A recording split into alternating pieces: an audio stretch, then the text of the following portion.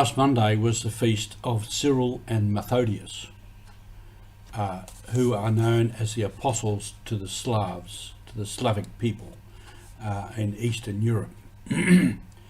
You're with Mission Alive. This is Roger from the MSC Mission Office. These two men, who are brothers, were great missionaries of their time and in the world of their time. They went to the Slavic peoples on the invitation of a king who was a new king. Admittedly, the new king may have been trying to court political favour with the Western world, or Western Europe, but that's by the by. These two men were brothers, as I said, in the Byzantine Church in the East, the eastern part of the world at that time. They were theologians and missionaries. And bit by bit they got involved with the people of that part of the world in evangelizing, and eventually went more to the Slavic peoples. One of the things they were renowned for is they created a new alphabet which fitted the language. And if I can get this right, Glagolitic alphabet. Today the Cyrillic alphabet is descended from that, flows from it. So they went there and created this alphabet so as they could write the scriptures in a language that the people could understand. So this is a great missionary effort. They were born in Thessalonica, and then they went to a monastery, became monks, and from there one was ordained. I think the younger one, Cyril, was ordained. Methodius remained a deacon, and in this way they went to that part of the world.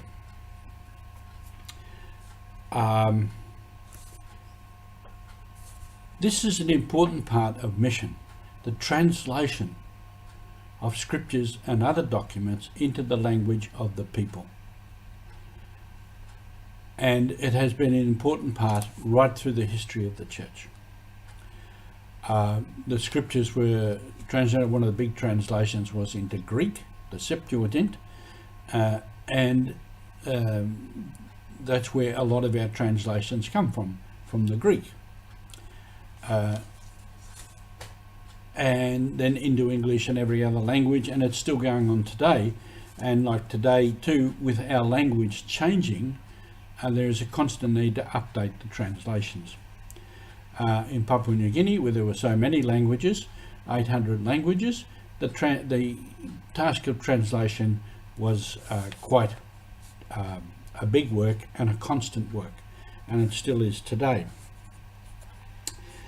And there'd be many stories I could tell about that, translations. One was, I had a man with me who was a deacon at the time. He was from around Port Moresby, from the Motuan people. So he spoke what we call pure Motu, and he also spoke police Motu, which was a pidginized language, which I spoke. And as well as English and Pidgin, maybe a couple of other languages. And I asked him at one stage to do some translation. I was translating many of the prayers, the Eucharistic prayers, the prefaces and all the prayers of the Mass for every Sunday of the year.